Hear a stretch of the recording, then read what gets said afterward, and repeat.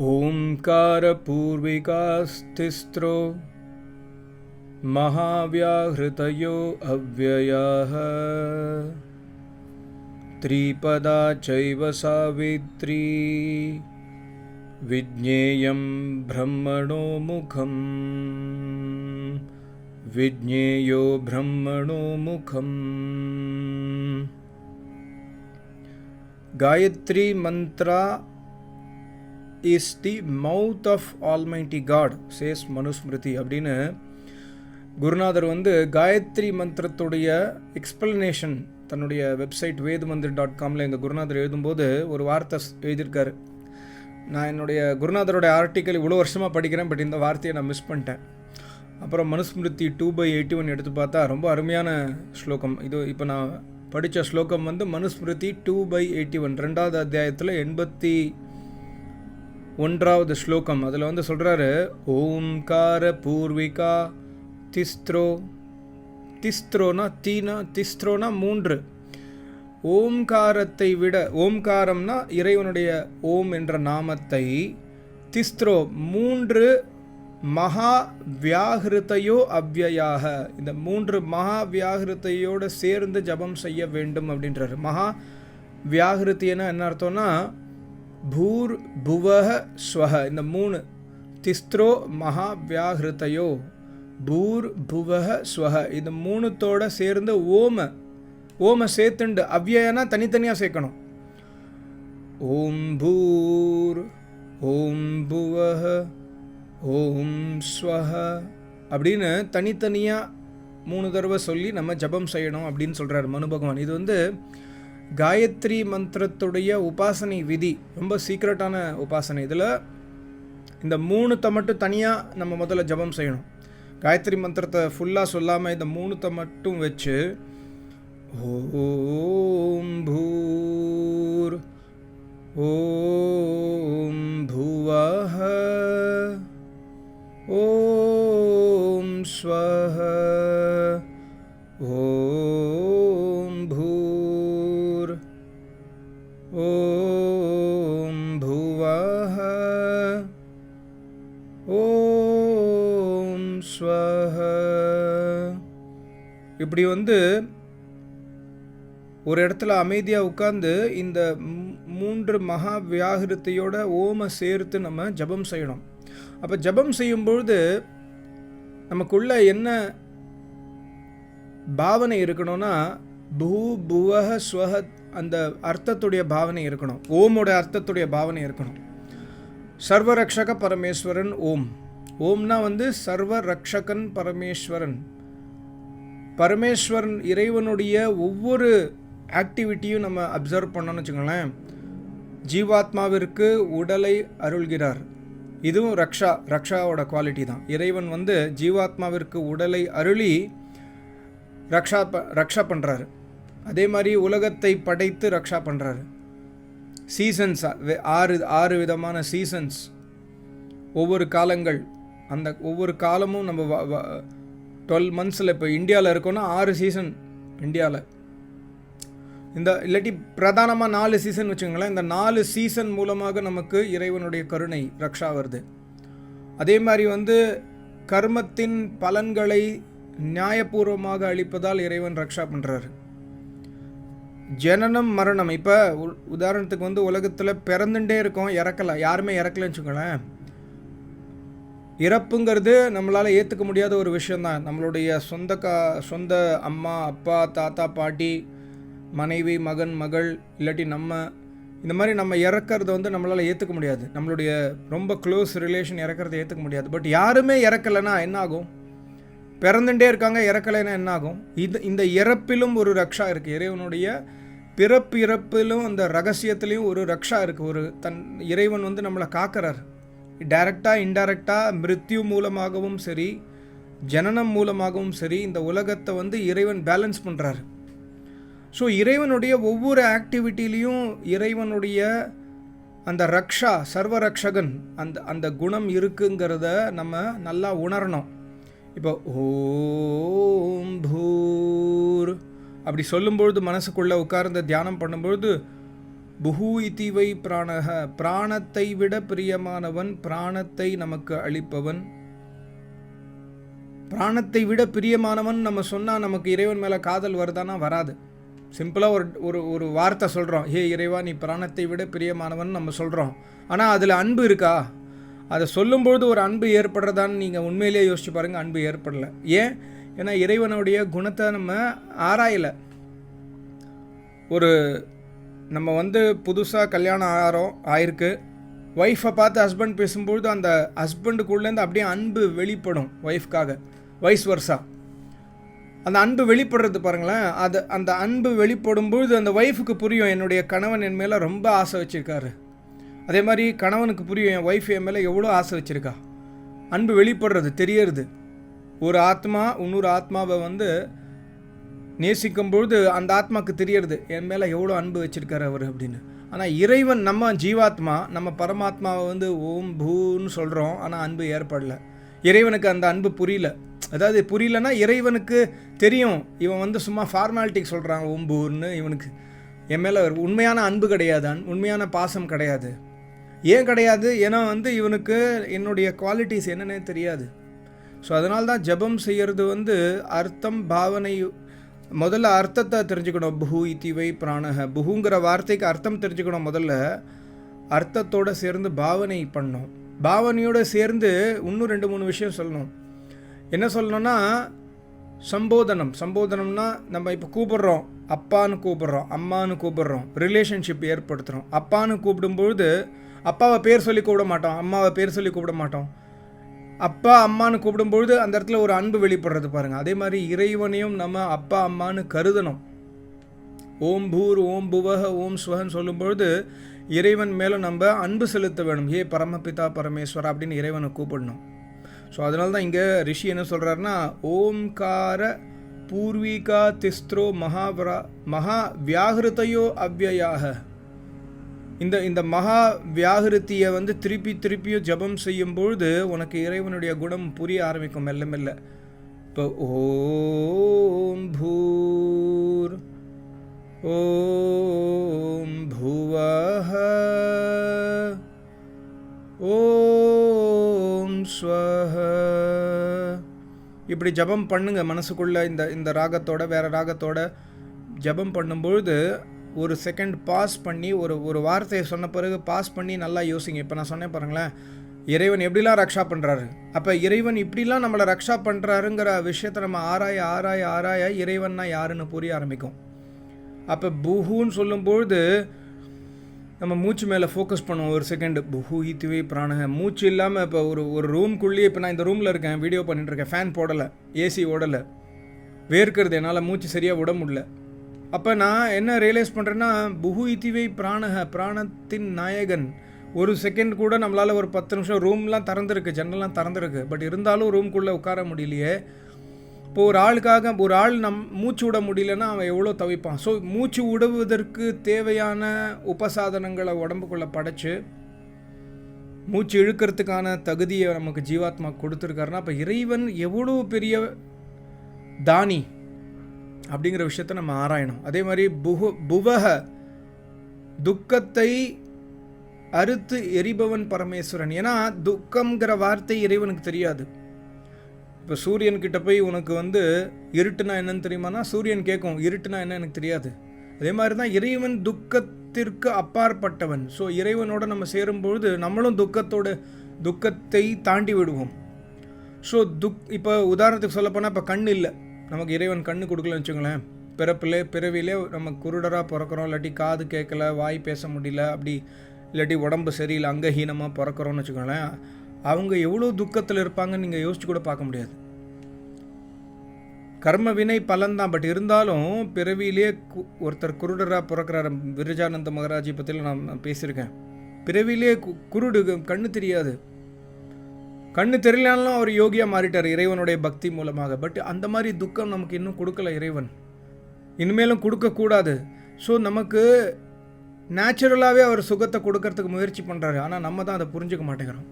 So புவஹ அப்படிங்கிற வார்த்தை மேலே ஃபோக்கஸ் பண்ணுங்கள். எப்படிலாம் இறைவன் நம்மளை துக்கத்துலேருந்து வெளில வரத்துக்காக என்னெல்லாம் விஷயம் சொல்லியிருக்காரு. இப்போ வேத ஞானம் கொடுத்துருக்காரு, இந்த மாதிரி பிரம்ம வித்யா ஞானம் ரிஷிகள்லாம் எழுதியிருக்காங்க. எல்லாமே நம்மளை துக்கத்துலேருந்து வெளில எடுக்கிறதுக்காக. இந்த மாதிரி உட்காந்து ஜபம் செய்ய உனக்கு இறைவனுடைய தரிசனம் கிடைக்கும்னு மனு பகவான் சொல்கிறார்.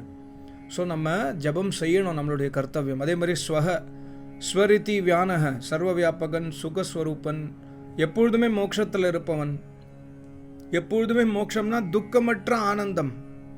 அந்த துக்கமற்ற ஆனந்தத்தை, அந்த பரம ஆனந்தத்தை நம்மளும் அனுபவிக்கணுங்கிறதுக்காக இறைவன் சொல்கிறாரு, நீ ஜபம் செய்ய.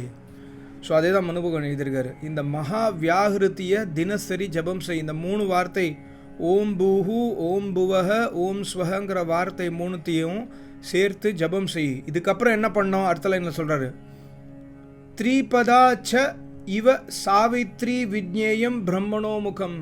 த்ரீபதா 3 பதங்கள் உள்ள சாவித்ரி மந்திரம். சாவித்ரினா காயத்ரி மந்திரம். த்ரீபதா சைவ சாவித்ரி விஜ்ஞேயம். ஏன்னா இந்த சாவித்ரி மந்திரமும் இந்த மகா வியாகிருதி, இந்த ஓம் புஹு, ஓம் புஹ, ஓம் ஸ்வஹவும் விஜ்ஞேயம் பிரம்மணோ முகம். இது இறைவனுடைய முகம். இது இறைவனுடைய முகம். முகம்னா மவுத்துன்னு சொல்லுவாங்க, இல்லாட்டி முகம்னா ஃபேஸ்ன்னு சொல்லலாம். இறைவனுடைய ஃபேஸ் எது? இறைவனுக்கு உண்மையாக ஃபேஸ் கிடையாது. நம்ம ஃபேஸ் இருக்குது பாருங்கள், பிரெயின் இருக்குது, நர்வு இருக்குது, கண் இருக்குது, காது இருக்குது, மூக்கு இருக்குது. இந்த மாதிரி ஃபேஸ் கிடையாது இறைவனுக்கு. இறைவனுடைய முகம் என்ன? காயத்ரி மந்திரம். அதனால காயத்ரி மந்திரத்தை நம்ம ஜபம் செஞ்சால் இறைவனுக்கு ரொம்ப பிடிக்கும். ஒரு உண்மையாக நடந்த சம்பவம் பாருங்கள். மகரிஷி தயானந்தர் குருநாதர்கிட்ட போகிறாரு. அவருடைய குருநாதர் விர்ஜானந்தர் மகராஜ். கண்ணு தெரியாத அவருக்கு, பட் மிக சிறந்த ஞானி. குருநாதர்கிட்ட போகிறாரு. குருநாதர் சொல்கிறாரு, ஒரே ஒரு தடவை தான் உனக்கு நான் பாடம் நடத்துவேன். இந்த பணினி அஷ்டாத்தியாய நிருக்தம் இதெல்லாம் ரொம்ப கஷ்டமான கிரந்தங்கள், புரிஞ்சுக்கிறது அவ்வளோ சீக்கிரம் சுலபம் கிடையாது. ஒரு தடவை தான் சொல்லுவேன், 2வது தடவை திருப்பி ரிப்பீட் பண்ண மாட்டேன். ஒரு தடவை சொல்லும்பொழுது நீ கேட்ச் பண்ணிக்கணும். கேட்ச் பண்ணிக்கலன்னா அவ்வளோதான் உனக்கு பாடம். சரி ஆச்சாரியரே, நீங்கள் என்ன சொன்னாலும் ஒரு தடவை சொல்லுங்கள், நான் கேட்ச் பண்ணிவிடுவேன். ஸோ ஒரு தடவை நான் சொல்லி கொடுத்தா அடுத்த நாள் திருப்பி அதை ரிப்பீட் பண்ணோம். ஸோ ஒரு தடவை சொல்லிக் கொடுப்பாரு, அடுத்த நாள் மகரிஷி ரிப்பீட் பண்ணுவார். அந்த மாதிரி பண்ணிகிட்டே வரும்பொழுது ஒரு நாள் அவர் சொல்லிக் கொடுக்கும்பொழுது மகரிஷி தியானித்து கேட்கல என்ன பாடம் சொல்லித்தராருன்னு. அப்போ அடுத்த நாள் காலம்பர குரு கேட்குறாரு, நேற்று என்ன பாடம் நடத்தினேன், அந்த பாடத்தை சொல்லு, சமஸ்கிருத வேத பாடம் சொல்லு. இவருக்கு ஞாபகம் வரல. யோசிச்சு பார்க்குறாரு, ஞாபகம் வரல மகரிஷிக்கு. மகரிஷி மன்னிப்பு கேட்குறாரு, எனக்கு என்ன ஞாபகம் வரல குருநாதர், நேற்று நீங்கள் என்ன சொன்னீங்கன்னு எனக்கு ஸ்மரணம் வரல அப்படின்னு. குருநாதருக்கு கோவம் வந்துருச்சு. நான் என்ன சொன்னேன் உங்ககிட்ட, ஒரே ஒரு தடவை தான் சொல்லித் தருவேன், செகண்ட் டைம் சொல்லித்தர மாட்டேன்னு நான் சொன்னேன் நான் முதல் நாளில். இனிமேலேருந்து உனக்கு பாடம் கிடையாது, வெளியில் போ, ஆசிரமத்துலேருந்து வெளில ஓடு. அடித்து துரத்துறாரு, வெளில போ. அந்த பாடம் உனக்கு நனவு இல்லை, அதை திருப்பி நீ ஒப்பிக்காத வரை உனக்கு அடுத்த பாடம் கிடையாதுன்னு சொல்லி வெளில. இங்கே பாருங்கள், இவ்வளோ ஸ்ட்ரிக்டான குருநாதர். எங்கள் குருநாதரும் ரொம்ப ஸ்ட்ரிக்ட்டு, அநியாயத்துக்கு ஸ்ட்ரிக்ட்டு. ஆனால் எங்கள் குருநாதர் ரொம்ப சாஃப்ட்டு. ஸோ இவ்வளோ ஸ்ட்ரிக்டான குருநாதர்கிட்ட அவங்க கற்றுன்றதுனால தான் அவங்க யோகி ஆகிட்டாங்க போல இருக்குது. ஸோ மகரிஷியை விரட்டி விட்டார். மகரிஷி துக்கத்தில் இருக்கார். மகரிஷி போயிட்டு யமுனையோடைய கரையில் உட்கார்ந்து தியானம் பண்ணுறாரு. என்ன பண்ணுறாரு தியானம்? இந்த ஸ்லோகம் சாவித்ரி மந்திரம், அதாவது காயத்ரி மந்திரத்தை உட்கார்ந்து ஜபம் செய்கிறார். மகா வியாகிருதி ஓம் பூ ஓம் பூர் இந்த மாதிரி சொல்லி ஜபம் செய்கிறாரு. காயத்ரி மந்திரத்தை 1 மணி நேரம் ஜபம் செய்கிறாரு. 1 மணி நேரம் ஃபோக்கஸ்டாக ஜபம் செஞ்ச பிறகு நேத்தி குருநாதர் நடத்தின பாடம் அவருக்கு மனசுக்குள்ளே வந்துடுது. இதுதான் பாடம் வந்துடுது, இந்த பாடம் தான் நேத்தி குருநாதர் சொல்லி கொடுத்தாருங்கிற விஷயம் மனசுக்குள்ளே தோன்றி விட்டது. 1 மணி நேரத்துக்கு அப்புறம் மடமடன்னு அந்த சந்தோஷம், எனக்கு நனவு வந்துடுதுன்னா இறைவனுடைய அருள், பரிபூர்ண சரணாகதி, குருநாதருடைய அருள். குருநாதர் என்ன தான் அடித்து விரட்டினாலும் குருநாதருக்கு தெரியும் இந்த பையன் உண்மையான பையன், இவன் உண்மையாக வேதத்தை கற்றுக்கணும், ஞானத்தை கற்றுக்கணும்னு துடிக்கிறான் அப்படிங்கிற அருள் இருக்குது, குருநாதருடைய அருள் இருக்குது. ஸோ இவர் மடமடன் ஓடுறாரு திருப்பி குருநாதரோட ஆசிரமத்துக்கிட்ட போயிட்டு குருநாதர்கிட்ட ஒப்பிக்கிறார். நீங்கள் சொல்லி கொடுத்த பாடம் ஞாபகம் வந்துருச்சு குருவே, நான் போய் யமுனை கரையில் உட்காந்து நான் ஜபம் செஞ்சேன், எனக்கு ஞாபகம் வந்துருச்சுன்னு சொல்லிட்டு ஒப்பிக்கிறார். குருநாதருக்கு ரொம்ப சந்தோஷம். நான் இப்போ ஒரு எங்கள் குருநாதர் சொல்லுவார், நான் கற்றுக் கொடுத்த ஞானத்தை நீ திருப்பி சொல்லிட்டாலே அந்த குரு பிரசன்னமாயிடுவார். குருக்கு ரொம்ப ஆனந்தம் வந்துடும். ஸோ அப்போ இன்னும் ஜாஸ்தி சீக்ரெட் சொல்லி கொடுப்பாரு. குருநாதர் கேள்வி கேட்கும்பொழுது நம்ம பதில் சொல்ல முடியலன்னா அந்த குருவுக்கு பெரிய துக்கம் ஏற்படும். இது வந்து எல்லா குருவுடைய ஸ்டைலு. ஒரு பிரம்ம வித்யாவை குருநாதர் சொல்லி கொடுக்குறாரு, அவர் கேள்வி கேட்கும்பொழுது நம்ம அதை பதில் சொல்ல முடியலன்னா அது குருநாதருக்கு துக்கத்தை அளிக்கும். அதே மாதிரி ஒரு குருநாதர் கேள்வி கேட்கும்பொழுது அதை நம்ம பதில் சொல்கிறோம், நீங்கள் இதுதான் சொல்லி கொடுத்தீங்க, இதுதான் நான் புரிஞ்சுன்னு நம்ம பதில் சொல்லும்பொழுது அந்த குருநாதருக்கு ஆனந்தம் வரும். அப்போ அந்த ஆனந்தம் வரும்பொழுது அந்த குரு இன்னும் அதிகமான பிரம்ம ஞான ரகசியத்தை சொல்லிக் கொடுப்பார். ஸோ அதுதான் இந்த ஸ்லோகத்துக்கு பின்னாடி ரியல் லைஃப் இன்சிடெண்ட் பாருங்கள் மகரிஷி தயானந்தருடைய லைஃப்பில் இருந்து. ஸோ உட்கார்ந்து அட்லீஸ்ட் ஒரு நாளைக்கு அரை மணி நேரமாவது இந்த காயத்ரி ஜபத்தை பண்ணுங்கள். காயத்ரி மந்திரம் ஒரு 20 நிமிஷம் 10 நிமிஷம் ஓம் பூஹு ஓம் புவஹ ஓம் ஸ்வஹ திருப்பி ரிப்பீட் பண்ணுங்கள். ஒரு ஸ்வரத்தோடு ரிப்பீட் பண்ணுங்கள். ஓம் பூர் இப்படி சொன்ன பிறகு ஒரு செகண்ட் நிறுத்திட்டு ஓம்னா என்ன அர்த்தம், பூர்னா என்ன அர்த்தம், சமஸ்கிருதத்தில் சொல்ல தெரியலனா தமிழில் சொல்லுங்கள், இங்கிலீஷில் சொல்லுங்கள், ஹிந்தியில் எந்த பாஷை வருதோ. ஓம் பூர். ஏ பரமபிதா பரமேஸ்வரனே, நீ தான் வந்து என்னை ரக்ஷா பண்ணுற. உன்னுடைய அருள் இல்லாமல் நான் எந்த காரியத்தையும் செய்ய முடியாது. நீ தான் என்னுடைய ஜீவனுடைய ஆதாரம். நீ தான் எனக்கு பிராணத்தை அழிச்சிருக்க. நீ என்னுடைய பிதா, என்னுடைய பிதாவுடைய பிதா. பிதானா என்னுடைய தந்தைக்கும் உயிர் கொடுத்தவன் நீயே. ஸோ இந்த மாதிரி நம்ம இறைவனை பற்றி புகழ் பாடணும், சொல்லணும், கனெக்ட் பண்ணணும் இறைவனோட. அப்போ ஒரு நாள் உண்மையிலே கனெக்ட் ஆகிடுவோம். இப்போ ஃபார்மாலிட்டிக்காக கனெக்ட் பண்ணுறோம் பாருங்களேன், ஒரு நாள் உண்மையிலேயே கனெக்ஷன் ஆகிடும். அப்போ சொல்லும்பொழுது ஓம் பூர்னு சொல்லும்பொழுது கண்ணை மூடின்னு சொல்லுங்கள். இந்த இடத்துல கவனம் வச்சு சொல்லுங்கள். அப்படி சொல்லும்பொழுது என்ன ஆகும்னா, சொல்லும்பொழுது என்ன ஒரு பாவனை நமக்குள்ளே இருக்கணும்னா, இறைவன் சர்வ வியாபி, இறைவன் வெளில இருக்காரு உள்ளே இருக்காரு, நான் கண்ணை மூடின்னு இருக்கேன், இறைவனுக்கு நான் சொல்கிற விஷயம் புரியறது தெரியறது, இறைவனுக்கு புரியும் தெரியும். அப்போ என்னைக்கு நம்ம வந்து உண்மையாகவே தியானத்தில் வந்து திளைத்திருக்கிறோமோ அந்த செகண்ட்லேயே இறைவன் தன்னுடைய அந்த ஞானத்தை வந்து கொடுக்க ஆரம்பிச்சிடுறாரு. எப்படி மகரிஷிக்கு வந்து ஒரு அஷ்டாத்தியாய பாடம் தன்னால் தியானம் செஞ்ச பிறகு வந்ததோ அதே மாதிரி நமக்கும் வந்துடும். அந்த மாதிரி பல ஞானங்கள் நமக்குள்ளே ஏற்படும். அப்போ இந்த ஞானம் ஏற்படும் பொழுது அந்த ஞானத்தையே எப்படி ஒரு சின்ன குழந்தை வந்து தன்னுடைய அம்மா அப்பாவுடைய கை பிடிச்சின்னு நடந்து போகிறதோ அதே மாதிரி அந்த ஞானத்தை அப்படியே பிடிச்சிட்டு நம்ம அந்த காமம் குரோதத்துலேருந்து விலகி அப்படியே நடந்து போயிடலாம். அதுதான் ஹெல்ப் பண்ணும் நமக்கு. ஸோ அதான் இங்கே சொல்கிறாரு, த்ரீபதா சைவ சாவித்ரி விஜ்ஞேயம் பிரம்மணோ முகம். இது இறைவனுடைய சாட்சாத் முகம். ஸோ இறைவனுடைய சாட்சாத் முகத்தை நீ வந்து ஸ்துதி பாடும்பொழுது தியானம் செய்யும்பொழுது இறைவன் உன்கூடியே வராரு. அப்புறம் இன்னொரு விஷயம் சொல்கிறா பாருங்க, யோ அதீதே அஹன்யே தாஸ்திரீனி வருஷா 3 வருஷங்கள். யோ அதீத்தேனா வந்து படிக்கிறது, அத்தியானம் பண்ணுறது. 3 வருஷங்கள். யஹ அதீத்தே அஹானினா தினசரி பிரதிதின் தினசரி 3 வருஷம் காயத்ரி மந்திரத்தை இந்த மாதிரி முறையில் உட்கார்ந்து ஜபம் செஞ்சால் சொல்கிறாரு, பிரம்ம பரமபயேதி வாயுபூதः கம் மூர்த்திமான். வாயுபூதः கம் மூர்த்திமான். வாயுபூதனா வாயு இருக்குது பாருங்களேன், வாயு எப்படி வேலை செய்கிறதோ, வாயு வந்து எப்பொழுதுமே நிற்காது. இப்போ எனக்கு வேர்க்கிறது இந்த ரூமில், அப்படி இருந்தாலும் வாயு போயிட்டு தான் இருக்குது. இங்கேயும் அங்கேயும் ஏர் மூமெண்ட் இருக்குது, ஏர் எப்போவுமே மூவ் ஆகிட்டே இருக்கும். அந்த மாதிரி உன்னுடைய வாழ்க்கையில் நீ வந்து கோடானு கோடி கர்மங்களை செய்கிறதுக்கான சக்தி வந்துடும் உனக்கு. 3 வருஷங்கள் பிரதிதினம் இந்த மாதிரி காலை மாலையில் வந்து காயத்ரி மந்திரத்தை ஜபம் செஞ்சால், ஓம் பூஹு ஓம் புவஹ ஓம் ஸ்வஹ ஜபம் செஞ்சால் 3 வருஷத்துக்குள்ள பிரம்மா பரம பியேதி மீன்ஸ் பிரம்மத்தை உணர்ந்து விடுவாய். முதல்ல அந்த பிரம்மத்தை உணரும்பொழுது உணர சைட் பை சைடு என்ன ஆகுனா, நீ வாயு மாதிரி கிரியாசீலாக மாறிடுவோம். கிரியாசீல்னா வாயு எப்படி வேலை செய்கிறதோ அந்த மாதிரி உன்னுடைய வாழ்க்கையில் எல்லா வேலையும் நீ செய்ய ஆரம்பிச்சிடுவேன். வேத பிரச்சாரம் செய்ய முடியும், புத்தகங்கள் எழுத முடியும், மனசுக்குள்ளே கவிதையாக கொட்டும். குருநாதர் சொல்லுவார், நான் சமாதி அடையும் பொழுது குருநாதர் சொன்ன கவிதைகளில் வந்து 1000 கவிதைகளில் ஒரு சின்ன கொஞ்சம் கவிதைகளை மட்டும் 2 புத்தகமாக எழுதிச்சு. அவருக்கு ஆயிரக்கணக்கான கவிதைகள் சொல்லுவார் குருநாதர். அது வந்து அந்த பிரம்மா ஸ்டேஜில் வரும். ஸோ எல்லா விதமான இந்த விஷயங்களும் நடக்கும்.